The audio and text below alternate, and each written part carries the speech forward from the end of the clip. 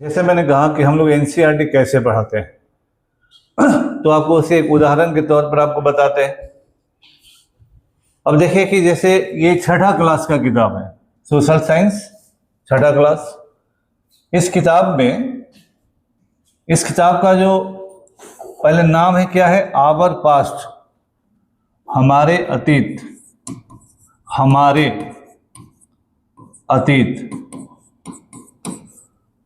यहां अब देखिए, जैसे आप लोगों ने जो ग्रामर पढ़ा होगा तो आवर के साथ तो ये प्लुरल है तो ये प्लुरल होगा, ये एस क्यों लगा? ग्रामेटिकली अगर कहा जाएगा तो ये गलत है, लेकिन इतने एनसीईआरटी का किताब है, ये गलत कैसे होगा? तो यहां पर इतना सीधा समझना है कि इसका जो नाम है, नाम का भी कोई मतलब होता है। जैसे आपका भी नाम होगा तो उसका कोई मतलब होगा, उसी तरह से इतिहास की परिभाषाएं दिन ब दिन बदलती हैं, समय और काल के हिसाब से उसमें परिवर्तन होता है। ठीक वैसे ही यहां भी ये परिवर्तन है। पहले का जो किताब होता था, जैसे अंग्रेजों ने किताबें लिखी, वो कॉलोनियल दृष्टिकोण से अपने हिसाब से उन्होंने एक्सप्लेन किया। उसके पहले भी मुसलमान लेखकों ने लिखा, अपने दृष्टिकोण से लिखा। तो जब हम आज़ाद हैं और उन लोगों ने व्यक्तिपरक, जब पहले की किताबों को आप पढ़ते तो उसमें वंश वाइज इतिहास होता कि हाँ भाई, हर्यक वंश, मौर्य वंश, शुंग वंश, गुप्त वंश, हर्षवर्धन। तो व्यक्तिपरक और राजा महाराजाओं की कहानी हुआ करती थी। धीरे धीरे इतिहास को देखने का नजरिया बदला। विस्तृत में हम लोग आगे पढ़ेंगे, लेकिन इतना जानिए कि इतिहास केवल राजा महाराजाओं की कहानियों का दस्तावेज नहीं है। इतिहास केवल एक समाज, एक वर्ग, एक जाति, एक धर्म, एक समुदाय का नहीं है। इतिहास सबका है, इसीलिए इसमें कलेक्टिविटी आनी चाहिए। तो केवल आपका अतीत नहीं, हम लोगों का अतीत, our past.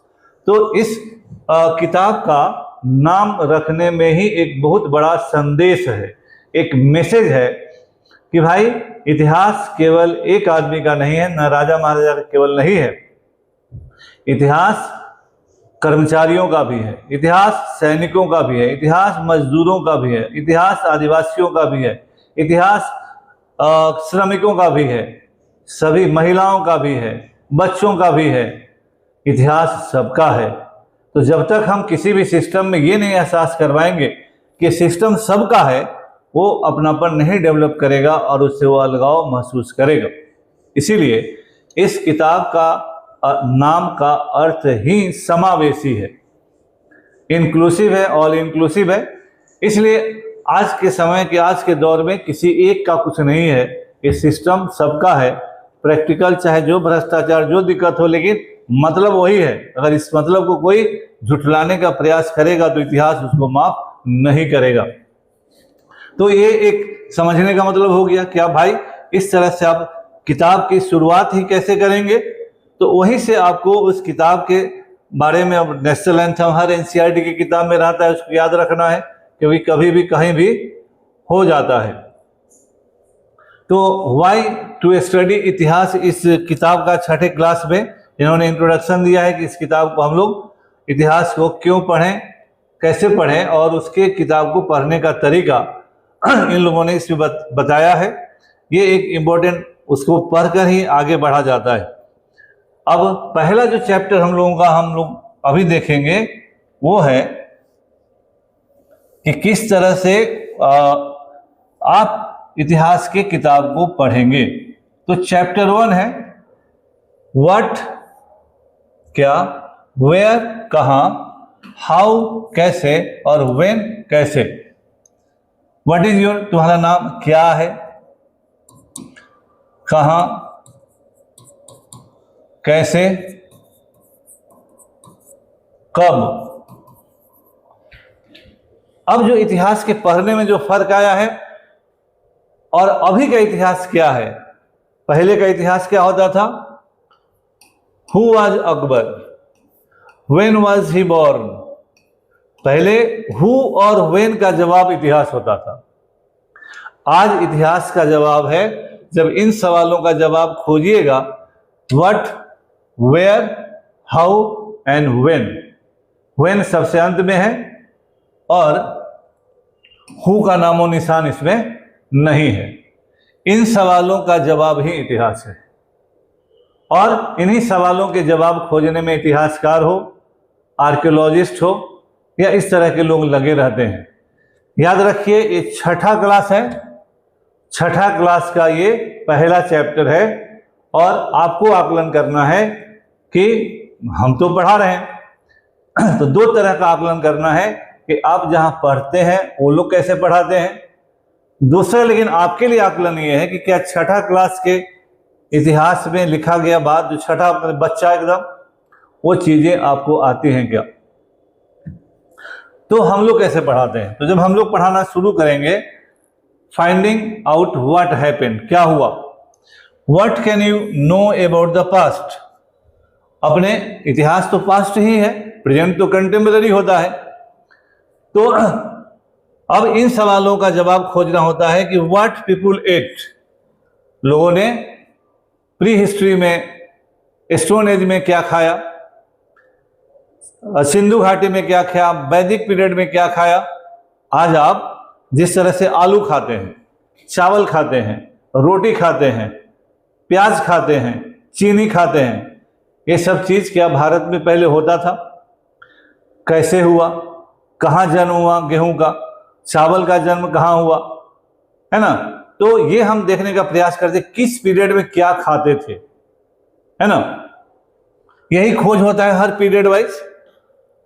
The kinds of, what kinds of cloth they own, किस तरह के कपड़े पहनते थे, चादर, पेड़ के छाल पहनते थे, कपास कब आया, ऊल कब आया, कहाँ आया। The house they in which they lived, किस तरह के घर में रहते थे, गुफा कंदरा में रहते थे, घास फूस के घर में रहते थे, मिट्टी के घर में रहते थे, कब ईंट का निर्माण हुआ, पके हुए ईंट कब से प्रयोग में हुआ। We can find out about the lives of hunters, शिकारी, हर्डर्स यानी पशुपालक, फार्मर्स यानी किसान, रूलर्स यानी शासक, मर्चेंट्स व्यापारी, प्रीस्ट यानी पुरोहित, क्राफ्ट पर्सन या कारीगर, कलाकार आर्टिस्ट, संगीत musicians, scientist. We can also find out about the games children play, the stories they heard, the plays they saw. तो games, stories, plays and songs. तो यहां पर अब क्या देख रहे हैं आप कि न केवल देखिए कितने सारे लोग हैं, शिकारी, पशुपालक, किसान, शासक इसमें एक है, व्यापारी हैं, पुरोहित हैं, कारीगर हैं, कलाकार हैं, संगीतकार हैं, साइंटिस्ट हैं, और बच्चों के बारे में भी कि आज बच्चों को जिस तरह से आप कहते हैं कि हाँ कंप्यूटर से खेलो, ये गेम ले लो, चाइनीज टॉयज ले लो, तो क्या चाइनीज टॉयज अभी आया है ना।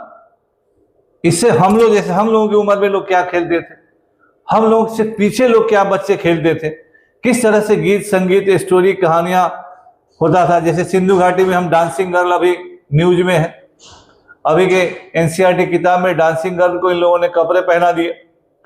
तो डांसिंग गर्ल एंटरटेनमेंट का, यानी डांसिंग गर्ल सिंधु घाटी में आज से कम 5,500 साल पहले जिस सभ्यता का प्रमाण था, वहां पर ये एंटरटेनमेंट की साधन रही होंगी और उस समय डांस एक प्रमुख और मनोरंजन का साधन रहा होगा। सिंधु घाटी से ही बहुत सारे टॉयज मिले हैं मिट्टी के बने हुए, मतलब उस शतरंज का प्रमाण मिला है तो वो सारे लोगों के एंटरटेनमेंट के माध्यम, मुखौटा मिला है तो नाटक का संभावना है। तो इन चीजों को खोजना होता है और यही खोजना इतिहास है। वेयर डिड पीपुल लिव, अब लोग कहाँ रहे और क्यों रहे। अगर गुफा में रहे तो देखिए जो अर्लीस्ट पीरियड है, लोग वहीं रहे जहां पानी मिला, जहां जंगल में जानवर मिला और जंगल में फल फूल मिले। तो इनवेरिएबली जो प्री हिस्ट्री का खोज होगा वह उन इलाकों में होगा जहां पहाड़, पानी, जंगल सब एक साथ हों, क्योंकि पत्थर के औजारों का उपयोग करेंगे, पत्थर के औजारों से जानवरों का, हंटर है वो शिकार करेंगे, फूड गैदरर हैं, खाद्य संग्राहक है, तो जंगल से खाद्य, वहां जहां पेड़ होगा उसी में फल फूल होगा। तो जहां ये रहेगा वहीं पर उस समय प्री हिस्ट्री में लोग रहेंगे। हम लोगों का चिराद थोड़ा अपवाद है, लेकिन यहाँ बहुत बाद की सभ्यताओं का प्रमाण है चिराद में, लेकिन उसके अलावे मेनली लोग वहीं पर मिले हैं जहां पहाड़, जंगल और पानी, ये तीनों का संगम रहा हो। आगे चलकर नदी घाटी वाले इलाकों में रहे, तो आगे चलकर है तो लिव्ड स्किल्ड गैदरर्स हैं, people gathered their food, they knew about the vast wealth of plants surrounding forest, collected roots, fruits and other forest produce of their food, they also hunted animals. तो यानी फल फूल collect करना, यानी food gatherer, खाद्य संग्राहक थे, Hunter यानी शिकारी थे, और उस समय धीरे धीरे पता लग गया होगा कि कौन सा फल खाना है, कौन सा फल नहीं खाना है, तो उस तरह से उनका अधिक। अब देखिए कि जो अभी मैंने कहा कि पहली पीरियड में लोग कहाँ रहते थे। अब देखिए ये सुलेमान हिल्स है, कीर्तहार हिल्स है, इधर से लोगों के रहने का प्रमाण मिला है। तो पढ़ने का क्या तरीका होता है कि अगर आपको यूपीएससी में आगे हिस्ट्री ऑप्शन लेना है, और हिस्ट्री ऑप्शनल का जो पेपर 1 होता है उसका क्वेश्चन नंबर 1 मैप से आता है, या नहीं भी लेना है तो आपको लोकेशन तो जानना होगा, भूगोल भी पढ़ना है आपको। तो कीर्तहार हिल कहाँ है, सुलेमान हिल, अब कोई कहा कि सुलेमान हिल कहाँ है तो लगे पूरा मैप खोजने। तो अभी से ही 6ठा क्लास का किताब है, मैं बार बार कह रहा हूँ, 6ठा क्लास का चैप्टर 1 है इतिहास का, और यहाँ पर इशारा है इंडस रिवर, इसमें मिलने वाली झेलम, चेनाब, रावी, ब्यास, सतलज, ये सारी नदियों का लोकेशन अभी ही बना लीजिए। ये काबुल नदी इधर से आके इंडस से मिलती है, ये सारी चीज। थार मरुस्थल है यहाँ, तो नदियों का इलाका, पानी ही पानी, और यहाँ डेजर्ट इलाका। अब सरस्वती नदी इधर कहीं गुम हुई या कहाँ गई, यहाँ जमुना नदी है, चंबल नदी है, गंगा नदी है, हिमालयन रेंज है, सोन रिवर है, विंध्याचल, नर्मदा है, सतपुरा है, तापी है, महानदी का गोदावरी है, डेक्कन का इलाका, कृष्णा नदी, तुंगभद्रा नदी, पेन्नार नदी, ये ईस्टर्न घाट है, और ये वेस्टर्न घाट है, ये अरबियन सी है। फिर यहाँ पर ब्रह्मपुत्रा नदी है, ये गारो हिल्स है, गंगा नदी यहाँ आ रही है ना। तो इसका लोकेशन आपको अभी ही कर लेना है कि प्री हिस्ट्री में लोग इधर रहे पहाड़ों में, हिमालयन रेंज में, फिर दक्कन में भी पहाड़ों में प्रमाण मिला है, और फिर ये इंडस रिवर की ट्राइब्यूटरी इंडस वैली रहा, और गंगा नदी में वैदिक पीरियड। तो मैदानी इलाकों में जनरली आगे चलकर सभ्यताएं सरवाइव की, तो क्यों नदियों के किनारे बाद में रहे, तो पहाड़ों में क्यों रहे, तो पहाड़ के जमाने में कृषि नहीं होता था। न्योलिथिक पीरियड में पहली बार कृषि हुआ, तो जो 2.5 लाख साल कहा जाता है, 2.5 मिलियन ईयर्स एगो से लेकर 7,000 वर्ल्ड हिस्ट्री में 9,000 BC तक जो आदमी था, होमोसेपियंस था पहले, तो होमिनिड, निएंडरथल और होमोसेपियन, ये सभी के सभी हंटर्स थे और फूड गैदरर थे। तो हंटर और फूड गैदरर वही रहेगा जहां पहाड़ होगा, जंगल होगा और पानी होगा। जब फूड प्रोड्यूसर हुए, फूड गैदरर और हंटर प्रकृति पर निर्भर है, फूड प्रोड्यूसर स्वयं पर निर्भर हुआ। तो अनुमान से 9,000 ईस्वी पूर्व में विश्व स्तर पर कृषि की शुरुआत हुई, तो उसी को न्यूलिथिक पीरियड, नवपाषाण काल बोलते हैं। तो स्वाभाविक है कि जब खेती होगा तो जमीन चाहिए और पानी चाहिए। तो उस जमाने में नदी किनारे सभ्यताएं डेवलप करी, वह सिंधु घाटी हो, दजला फुरात की सभ्यता हो, नील रवि की सभ्यता हो, है ना, तो मेसोपोटामिया की सभ्यता हो, मतलब तो सभी की सभी सभ्यताएं, हुआंगहो नदी चाइना की सभ्यता हो, तो इस पीरियड में नदी घाटी सभ्यताओं का विकास हुआ। इस पीरियड में जो ये सारी सभ्यताएं जनरली ब्रॉन्ज एज सिविलाइजेशन है। हमारा इंडस वैली ब्रॉन्ज एज है, इस समय लोहा का आविष्कार नहीं है। ब्रॉन्ज एज सिविलाइजेशन जब नष्ट हुई तो हो गई नष्ट। भारत में सिंधु घाटी जब नष्ट हुआ तो फिर उस इलाके में दूसरी सभ्यता नहीं डेवलप की। लेकिन 1000 ईस्वी के आसपास भारत में और 2000 ईस्वी पूर्व के आसपास वर्ल्ड में लोहे का फाइंडिंग होता है। लोहा सबसे इफेक्टिव मेटल के रूप में आता है। लोहा युद्ध और कृषि दोनों में सबसे इफेक्टिव मेटल होता है। तो लौह आधारित सभ्यताएं गंगा किनारे डेवलप हुई। तो गंगा नदी के आसपास जो दिल्ली से लेकर बंगाल तक और ऐसे मैदानी इलाका अगर हम देखें तो सिंधु नदी से लेकर बंगाल तक 3200 किलोमीटर का एरिया है लगभग, और 300 किलोमीटर इसकी चौड़ाई है मैदानी इलाकों की। तब आप देखेंगे कि सिंधु घाटी के बाद जो वैदिक सभ्यता की शुरुआत होती है उसका मेन स्ट्रीम काम इन्हीं 3200 किलोमीटर लंबाई और 300 किलोमीटर चौड़ाई के क्षेत्र में, चाहे वो मगध साम्राज्य हो, गुप्त साम्राज्य हो, हर्षवर्धन का राज्य हो, या दिल्ली सल्तनत हो, मुगल साम्राज्य हो, या इवन अंग्रेजों का राज हो, वह भी कलकत्ता से ही चला। तो इसी इलाके में बड़े बड़े साम्राज्यों का निर्माण हुआ। दक्षिण भारत में उस तरह के साम्राज्यों का निर्माण नहीं हुआ क्योंकि वहां सदावाहिनी नदी नहीं थी। उस इलाके में हमारे नॉर्थ इंडिया की तरह उपजाऊ भूमि का अभाव है। वहां जंगल ज्यादा है, पहाड़ प्लेचू एरिया ज्यादा है, ईस्टर्न और वेस्टर्न घाट से डिस्टर्बेंसेज हैं। तो मैदानी इलाका नहीं तो उपज ज्यादा नहीं होगी, तो राजाओं को टैक्स ज्यादा नहीं मिलेगा, तो राजा का प्रशासन और सेना वैसी बड़ी नहीं हो पाएगी। उसके उलट जो भी बड़े साम्राज्य बने वो नॉर्थ इंडिया में ही साम्राज्य बने। तो ये आपको छठा क्लास की किताब में ही जो टीचर पढ़ाएगा वो बता देगा।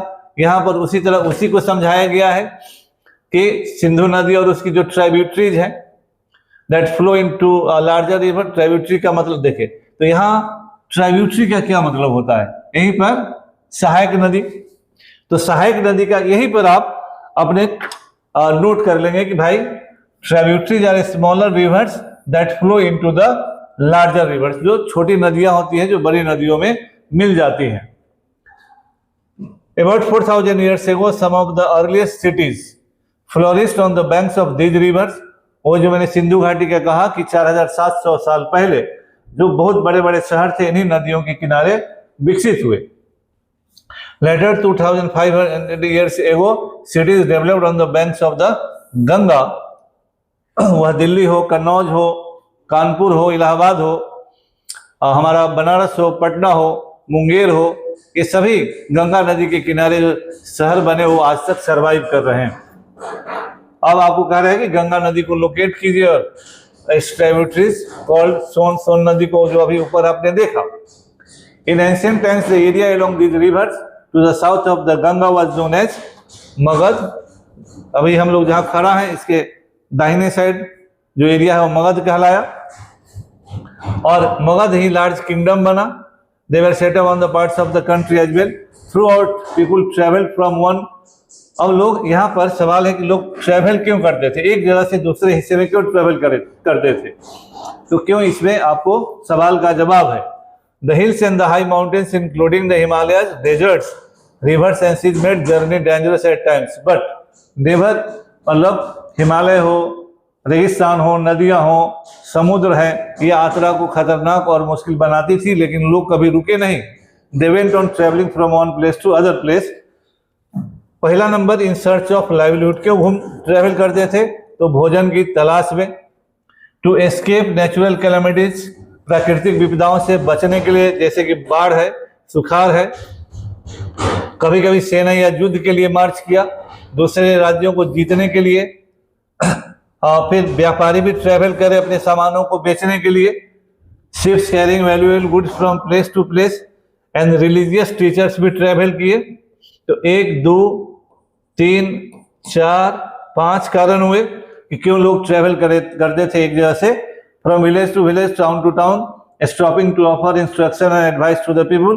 फाइनली, और कुछ लोग घूमने के मिजाज के कारण, स्पिरिट ऑफ एडवेंचर के कारण, तो छठा कारण हुआ, तो लोग प्राचीन काल में क्यों एक जगह से दूसरे जगह मूव करते थे। जो 5 कारण तुरंत लिख लिए, ये हमेशा के लिए आपका हो गया कि प्राचीन काल हो या आधुनिक काल में भी कोई इंग्लैंड अमेरिका जाता है तो लाइवलीहुड की बेटर लाइवलीहुड मिले। आज भी कैसे अमेरिका ईरान पर हमला कर दिया, वेनेजुएला पर हमला किया, लोग वहाँ गए। आज व्यापार के लिए वही काम कर रहा है और लोग सामान इधर से उधर ले जाते हैं। आज भी हमारे पुरोहित लोग या जो साधु लोग हैं जगह जगह नहीं लगाते रहते हैं कि हाँ गांधी मैदान में हमारे इस्लामी जा रहे हैं, भाषण सुनने आइए, अमुक जगह। आज भी हो रहा है, केवल लेवल बदल जाता है। और आज भी जिसको घूमने वाला किसी, आप देखिए कोई आदमी कहा कि हम चले हैं पटना से जा रहे हैं त्रिवेंद्रम, आजकल फेसबुक पर भी आ जा रहा है कि वहाँ साइकिल पर उठाया और चल दिया और उसका वीडियो बना के डाल रहा है।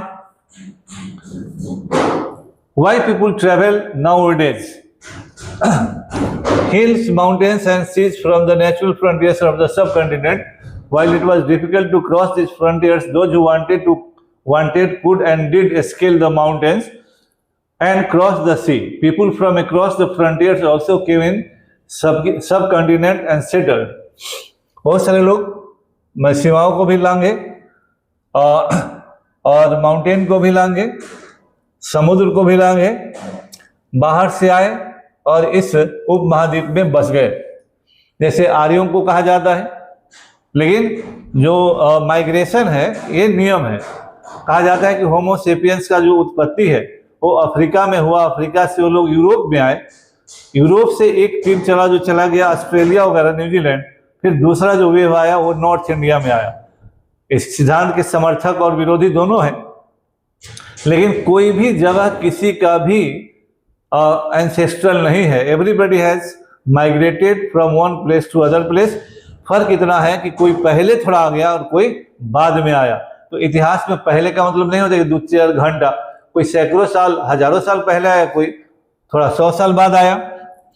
तो इन लोगों के आने से कल्चरल हेरिटेज, ट्रेडिशन भी इनरिच होती है कि एक दूसरे के सांस्कृतिक जीवन से आप परिचित हुए। People have shared new ways of carving stones, composing music and even cooking food over several hundred of years. आज कैसे चाइनीज खाना खाते हैं आप, है ना, वेस्टर्न खाना खाते हैं, तो आज वो कल्चरल कांटेक्ट हुआ है तभी ना आप क्या कितना सब आता है, सब पर ऑर्डर देते रहते हैं और तुरंत आपके पास खाना आ जाता है। तो ये चीज तो इसी तरह से होता है, पढ़ाया जाता है, हम लोग एक एक करके पढ़ाते हैं। और एक चीज यहाँ पर आपको हम और पढ़ा के खत्म करेंगे कि हमारे देश का नाम जो इंडिया है और जो शब्द हिंदुस्तान आता है, इसके बारे में बहुत सारी मिसकंसेप्शंस लोगों में है। ये दोनों नाम सिंधु नदी से है। हमारे देश का 2 नाम है संविधान में, India that is Bharat shall be a union of states. तो संवैधानिक तौर पर हमारे देश का 2 नाम है। The word India comes from the Indus, Sindhu नदी है, called Sindhu in Sanskrit, find Iran and Greece in your address. The Iranians and the Greeks who came through the northwest about 2500 years ago and were familiar with the Indus called it Hindos और इंडोस। तो हिंदोस कहा, एक ने कहा हिंदोस और एक ने कहा इंडोस, है ना। एक जगह एच है और एक जगह आई है। And the land to the east of the river is called India, यानी इंडस के पूरब का जो इलाका उन्होंने कहा कि इंडिया है। The name Bharat was used for a group of people who lived in the north west and who were mentioned in the Rig Veda, the earliest composition in Sanskrit dated to about। तो ये जो है भरत शब्द, भरत राजा हुए, भारत देश उनके नाम पर हुआ। ये हमारे इतिहास और संस्कृति की एंटिक्विटी को मेंटेन करने के लिए हुआ। और ये जो इसी हिंदोस से हिंदुस्तान बना, इंडोस से इंडिया बना और हिंदोस से हिंदुस्तान बना। यानी हिंदुस्तान नाम की उत्पत्ति धर्म से जुड़ी हुई नहीं है, इस हिसाब से ये नदी से जुड़ी हुई है। और बाद में उधर के लोग ये धर्म मानने हैं तो हिंदुस्तानी है तो हिंदू हो गए। तो ये नाम, this name has also originated from the river, not from religion. और बाद में हो ही जाता है कि इसे धर्म के साथ आइडेंटिफाई कर दिया गया। तो जिस तरह से आजकल आप लोग देखते हैं कि कोई भी बात शुरू हुआ कहीं से और फिर उसे ले जाकर धर्म के साथ जोड़कर हम अपना मजा लेते हैं। लेकिन तो मेरे कहने का देखिए, हम लोग इसी तरह से हर शब्द का अर्थ बताकर, तो स्वाभाविक है कि जब हम इस तरह से पढ़ाएंगे तो टाइम लगेगा। और फिर कोई कहे कि अरे इतना टाइम लगा, तो पढ़ोगे भी, समझोगे भी, और जादू मंत्र नहीं ना है। जब अच्छे से पढ़ोगे बाबू तो टाइम लगेगा, और जब इस तरह से कोई पढ़ाएगा तो सब कुछ होगा। और इसी तरह से पढ़ोगे तभी कोई इम्तिहान पास करने की स्थिति में आओगे, क्योंकि स्कूल और कॉलेज में जो बंकिंग हुई है उसका कोई भी विकल्प नहीं है। इसीलिए मैं कहूँगा कि एनसीईआरटी का क्लास क्रॉनिकल से बेहतर मेरे जानने में हो सकता है कोई दे, वन ऑफ द बेस्ट है। क्रॉनिकल में जो एनसीईआरटी पढ़ेगा वही वास्तविक रूप से पढ़ेगा। हम आपको आमंत्रित करते हैं कि आप मेरे यहाँ आएँ और एनसीईआरटी इसी तरह से पढ़ें जिस तरह से हम लोगों ने पढ़ाया। धन्यवाद।